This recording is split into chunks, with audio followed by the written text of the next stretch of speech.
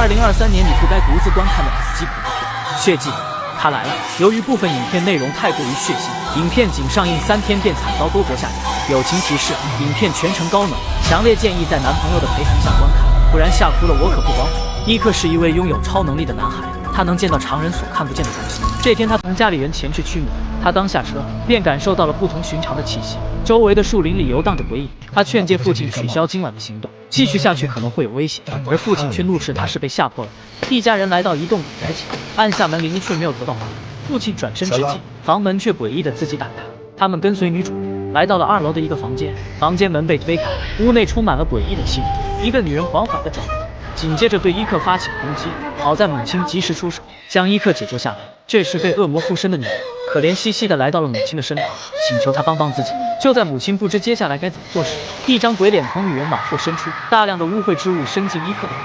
母亲再次将恶魔拉开，他也因此被恶魔吸取了灵魂，很快就去见了真主上帝。母亲的葬礼过后，伊克始终对父亲心存芥蒂。如果那天晚上听从了他的话，母亲也不会离他们而去。这天，父亲接到一通电话，原来是他曾经的老板要出去游玩，他想请父子2人帮忙照看一下花花草草。房间内摆放着大量玉制，当中不乏食肉和狮子之物，而2株巨花魔芋却尤为吸引人。很快，老板交代了植物都应该怎么喂养，老板还特别交代有一间空房不要进去，然而门上却贴了一张符咒，显得尤为神秘。这天，父亲外出办事，他和妹妹很是无聊，便约起小伙伴一同来到了这里。这时，房门上的符咒引起了大家的注意。通过尝试后，竟然没有一把钥匙能打开门锁。愤怒的小黄将钥匙丢在地上，随手将符咒撕下，并肆意地踩踏。不料房门却诡异地打开。小胖2人慌忙地逃离了这里。伊克壮着胆子走了进去，却发现墙上的钉子开始有血迹渗出。下一秒，更为恐怖的事情发生了。伊克感觉这里似乎隐藏着什么危险。这时，一只怪物映射在灯光的影子里。随后，伊克和小卢走出房间，房门应声关闭。这天，伊克一家人外出回来，红姨凑到伊克的耳边轻声说道：“随后，红姨便来到天台医院了。伊克赶紧跟随众人来到楼下查看，却发现红姨被一只怪物拖住，目光死死地盯着他的方向。伊克吓坏了，立马转身跑开。当晚，父子3人来到医院探病。这时，伊克旁边坐下来一个人，他转过头看去，一张恐怖的脸出现在了他的面前。于是他慌忙地逃出了店里。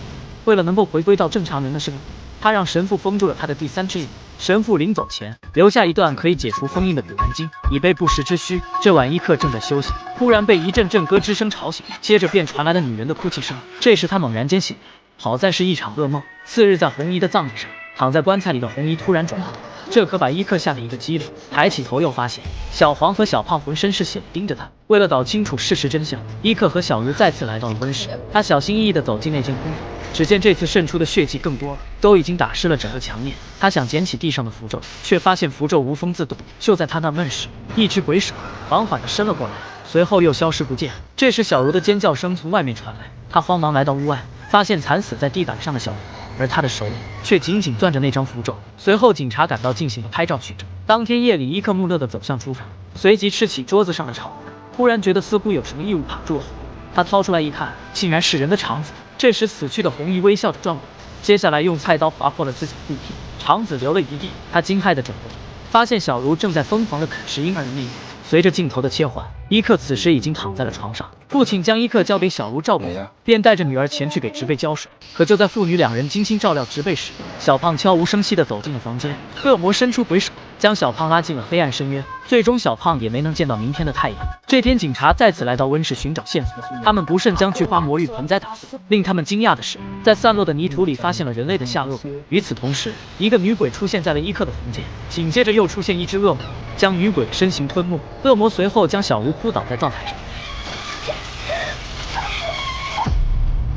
从这之后，小茹便一病不起。为了拯救小茹，伊克又一次来到了温室。他发现竟然有鲜血从菊花魔芋上流出，他赶紧拿出手机进行拍照，而照片上的菊花魔芋却是什么都没有。伊克再次找到神父，神父告诉他这是他的宿命，他与神的关系匪浅，必须要做些什么。于是他将小茹体内的恶魔抽离，转移到了自己的身上，小茹也恢复到了正常。被恶魔附身的伊克来到温室，疯狂地刨着菊花魔芋的衣，只见大量的尸骨被挖了出来。接着他又从一处墙壁挖出一个婴儿干瘪的尸体，随后众人赶到。此时的伊克也恢复了正常，父亲的老板这时回到家，他发现花盆中的尸骨，急忙想离开这里，不料房间门却突然自动关闭，紧接着被一股无形的力量拖进了那间空房。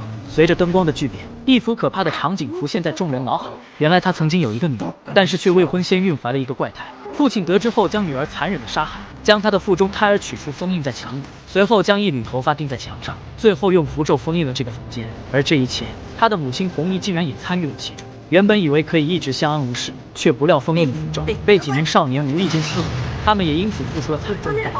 影片的最后，残忍的父亲被恶魔带进深渊，最终死在了无尽的血海。为了防止恶魔继续伤害其他人，伊克父子联手封印了恶魔的结界。好了，今天的电影就到这里，我们下期见。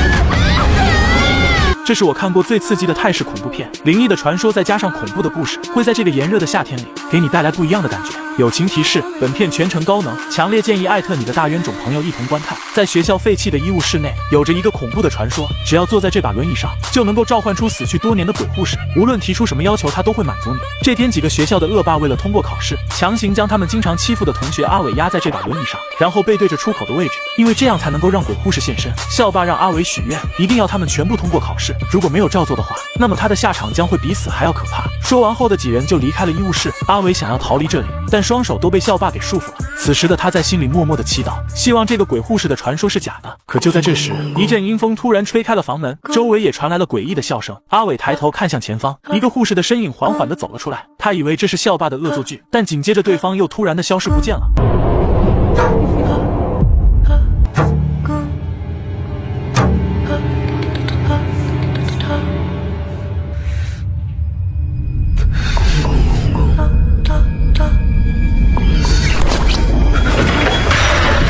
随着阿伟的束缚被解开，鬼护士又出现在了对面的帘子里。在看到对方后，阿伟也知道了这个传说是真的。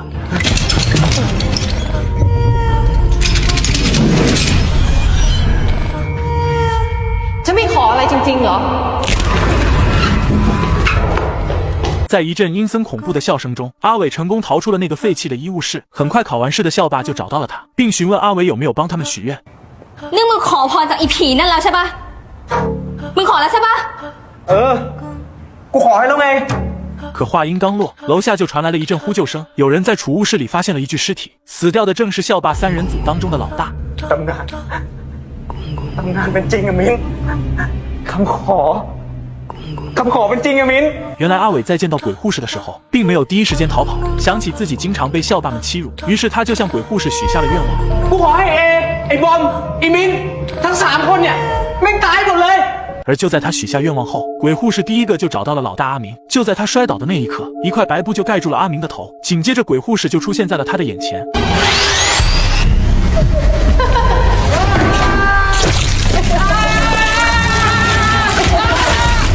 另外2人在得知了此事后，准备离开学校，可鬼护士的轮椅已经来到了他们的面前。一旁的小美见状，直接将小强给推了过去，然后独自一人跑向了楼下。小强也想离开，但是却已经来不及了。等到同学们发现他的时候，小强的脑袋当场就被拧了下来。而另一边，独自离开的小美刚跑到学校的门口，鬼护士的轮椅再次拦在了前面。小美被吓坏了，光天化日，朗朗乾坤，这只阿飘竟然也能出来害人。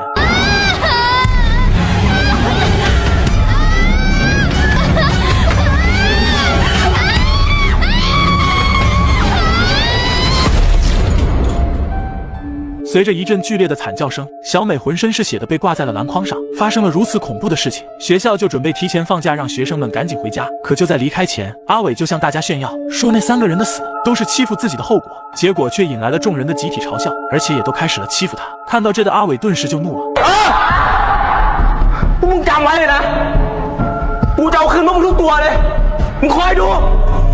说完后的阿伟转身离开，再次跑到了那个废弃的医务室。在召唤出了鬼护士后，阿伟就向他许下了愿望，那就是让自己的同班同学全都去死。很快，鬼护士就答应了阿伟的要求。แต่คราวก่อนฉันยังไม่ได้ของแลกเปลี่ยนกับคำขอของเธอเลยเราต้องการอะไรอะขอความตายก็ต้องแลกกับเสี้ยววิญญาณคนเป็นหมายความว่าไง1 ศพ แลกกับ1 ริ้วอะ。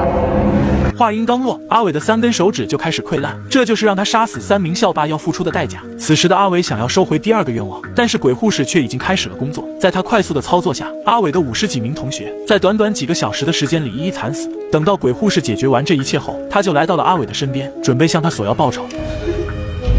ฉันจะไม่ปล่อยให้เธอเน่าตายก่อนจะครบ33 ศพแน่นอน。